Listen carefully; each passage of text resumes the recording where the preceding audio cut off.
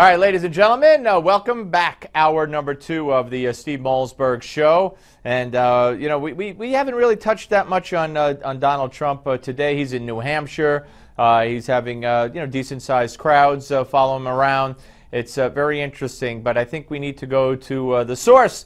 And the source in this case is Hank Sheinkopf, president of Sheinkopf Communications, Democratic political consultant, Newsmax contributor, PhD, rabbi, you name it, it's still going. Hello, sir. Good to see you. How do you do, my brother? I'm doing well. Now, when you say my brother, do you fancy yourself black, or would you say that as a white person? Do I take the fifth now? I mean, is there any proof that your parents were actually white?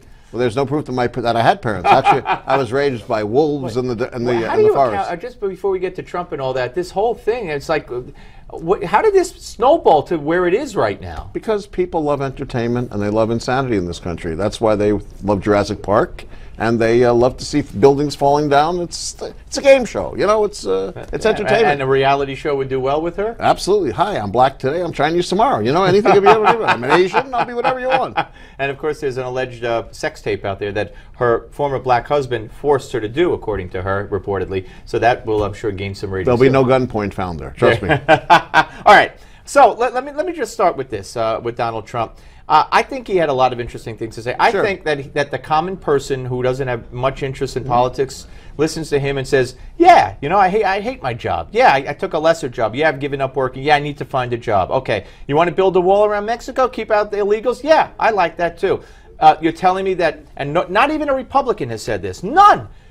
This Obamacare thing doesn't kick in until 2016. That's when 80 million of us are going to be affected because Obama pushed the mandate back and back. And he said that too. So he makes a lot of points. But there's got to be, in your mind, a big but. Well, here's the but. The but is, does he stay in? And if he stays in, if you're Jeb Bush, get some anti-acid tablets. And if you're the other Republican candidates, think about a room with people have earplugs and tranquilizers, because this guy is going to make everybody nuts. He's going to say whatever's on his mind. He's going to do whatever he wants. He's going to have no respect for the Republican establishment. They're running as Rockefeller. He's Reagan in 2016. That's what this is. The absolute opposite of everything we've expected before is Donald Trump. And he won't be afraid to say whatever he wants about the Democrats either. Well, but on the Republican side, and I don't think there's a need for this, he's already said, what, Jeb Bush can't wear a suit and a tie, you know, or jacket and a tie when he's talking, you know, at a campaign stop. Rubio, something about his hair, and he looks stupid answering a question. See, that's where he loses me. What's the point of that? He loses people on those personal attacks. But when he gets, you know, he's really doing The Apprentice every day. You know, he's firing people as he walks around the street. Right. Doesn't work that way. But I said this on this program. We've talked about this before. This is a populist moment for both Republicans and Democrats. Right. The attack is on Wall Street, Washington, and the state capitals. Donald Trump is uniquely qualified to do it. He has the blue collar sense. Why? Look at his show. And he has the white collar idea. And he expressed himself in a blue-collar way, and he's rich. He can do both. And name recognition is certainly not a problem. He's a celebrity. Yeah. He is a celebrity. People believe he's their friend. Why? They say he's been in their homes time and time again over the years. You know, can Trump be the president is what you really want to say? Who knows? Can he wreak havoc on these traditional Republicans? You bet. All right, let me ask you a little bit here about Hillary. Yep. Your favorite topic. My favorite topic. Hugh Hewitt was with us earlier, the talk show host, and he's written a book called The Queen about Hillary. Interesting. Let's fantasize for a second. He said if Ted Cruz becomes the nominee, okay, which I don't think could happen, he thinks it could, Hillary should say, I will not debate him. Because if they want to nominate a nut job, fringe, right-wing, nut, blah, blah, blah, I'm not participating in that, and go from there. Because he said she would eat him alive on a debate stage. That's correct, she would. And you mean he would? You know, if Cruz is the nominee... I'm sorry, he would eat her alive. That's not the point. Okay. If Cruz is the nominee, Hillary should declare victory and go home.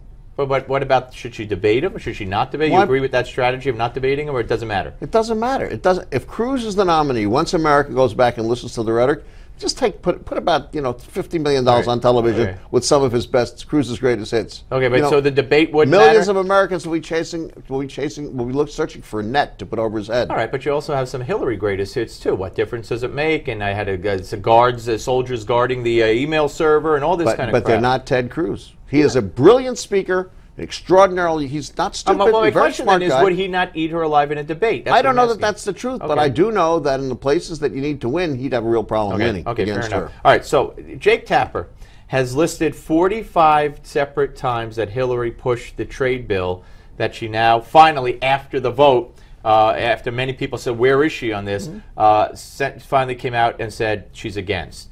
Again, I mean, is everything politics, and does none of it matter? I mean, I'm against it 45 times, and then she's for it 41, now she's against it. We live in a society, unfortunately, which is not what the Founding Fathers would have wanted, where the will of the people no longer matters. We live in a society where the will of the special interest groups and the people printing money matters.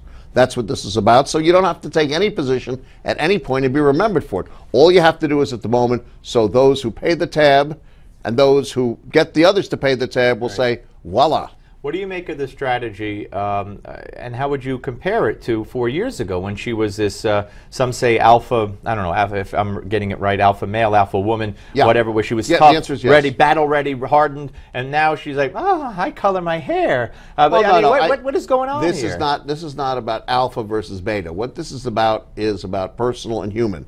They kept her away from the press because anytime she interacts with the press, there's a blow up. Right. Keeping her away from the press, creating no controversy, being flattened in affect, calm, looking ahead to the camera, and talking to people is a better strategy for her. All she's got to do is get through those primaries. That's what this is, to get Ward off the left. That's the strategy. All right, well, Bernie Sanders in New Hampshire, it's 41 Hillary, 31 Bernie. They're saying, and I'll just give you the reports, that when he shows up, they're packed. Wherever he goes, the crowds are overwhelming. Sure. I mean, is he building a certain momentum that will, if not be able to beat her, will certainly keep her way to the left? Look, patterns in American presidential political history campaign history tend to be pretty repetitive. Ross Perot this year is Donald Trump, okay? Eugene McCarthy of 1968 is Bernie Sanders. She's the establishment candidate. Jeb Bush is the establishment candidate. The problem here is when there's a vacancy, which there will be, and come and gone, insurgents tend to win.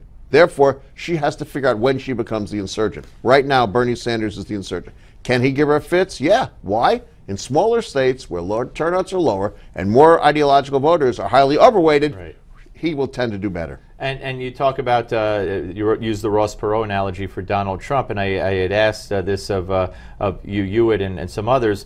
I think the answer is no. I want to see if you agree. Yeah. There's no scenario that you have. First of all, do you believe Trump stays in this till the end? Well, that's my question. Yeah. It will cost $25 to $30 million today. He doesn't care about that. Nah, look, when you write the check yourself, you care about it. Okay. When you're spending other people's money, you don't care as much. But if he's writing the check, he's got to do $25 to $30 million today to put together field organizations, petitioning operations, legal teams. He has none of that as far as legal teams to get on the ballot in states. That's simple. Well, then it's a real leap of faith to ask you this question. Sure. If he stays until the end and loses the nomination on the Republican side, does he say, I'm supporting the Republican candidate who I've probably trashed a zillion times, or does he become Ross Perot and run independent?